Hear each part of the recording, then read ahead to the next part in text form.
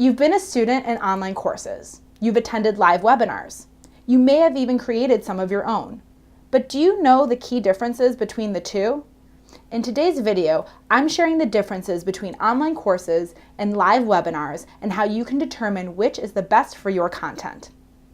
My name is Kaye, and this is Branding Outside the Box, where I help driven entrepreneurs and aspiring leaders become more memorable and make more meaningful connections. I have worked with so many entrepreneurs that want to serve their audiences through online learning, but they don't understand the differences between an online course or a webinar.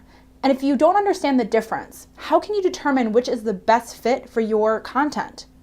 That's why in today's video, I'm shedding light on the key differences between these two online learning formats and will help you determine which is best for you.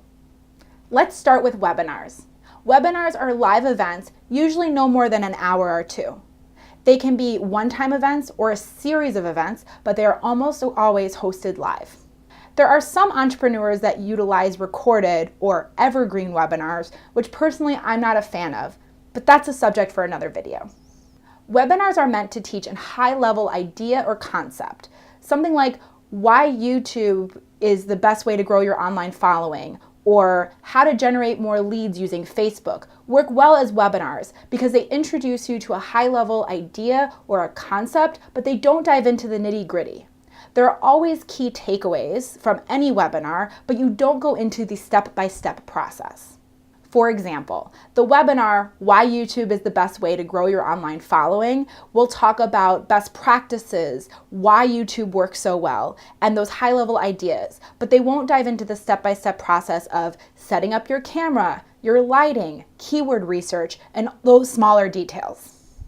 Online courses, on the other hand, take you through a step-by-step process and create a roadmap for the transformation. For example, the How to Use Facebook Live to Generate Leads webinar may talk about Facebook Lives and why they work so well and give you some ideas for creating them. But the course, How to Use Facebook as a Lead Generation Tool, is going to take you into each step of setting up your pixel, updating your page description, setting up your camera for the Facebook Live, tips and tricks to ensure more people attend live. It's going to give you every single piece of the puzzle for you to effectively generate more leads using Facebook. If you think about it in terms of higher education, a webinar is like a lecture, where an online course is like, well, a course. It's important to consider this difference when creating your own online learning content. Is the thing you want to teach something shorter, a broader idea that maybe it would only take an hour or two? Or is the subject a deeper dive taking users through a step-by-step process? Or better yet, could it be both? There is a reason that webinars are one of the most popular ways to pitch an online course. The webinar will introduce people to a higher level concept or idea, sell the person on that idea's importance, and then prime them to be ready to take the next step by purchasing the online course. For example, someone who's not really committed to YouTube is probably not going to drop $500 on a YouTube e-course, but they may attend a free webinar about why YouTube is the best platform for growing your online following. And once they're sold on the idea, they may say, okay, I want to do YouTube. And so they're more willing to purchase the online course and take the guesswork out of it.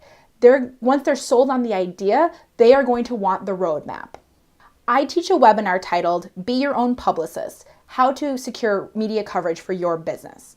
I talk about how media coverage can impact small business owners and entrepreneurs, and the concepts about pitching media and how to develop a media relations plan. On that webinar, I pitch my media relations template package, which is a template package of 4 pitch emails, 2 press materials, and a media tracker so everyone can keep track of their media coverage. The reason most people on that webinar move forward ahead to purchasing the template package is because once they understand how important publicity is for their business, they're more likely to invest on a package of templates that will take the guesswork out of the pitching process. This isn't to say that webinars should only be used as a pitching tool. I've seen a lot of paid webinars that work really well. The key thing to consider is that participants need to come away having learned something, and you can determine what the value of that knowledge may be. If you're interested in creating a webinar or a series of webinars, you're going to need a platform to host that content. My preferred platform is Crowdcast, and I've created a tutorial to help show you how easy it is to create your first webinar. If you think an online course is the way to go, you're also going to need a platform to host your online course content. I recently made the switch to Podia and couldn't be happier. If you want to see how easy it is to launch your online course with Podia, you can view this video or head over to brandingoutsidethebox.com/Podia to start your free trial. If you enjoyed this video, don't forget to subscribe to my channel and give this video a thumbs up. I appreciate it.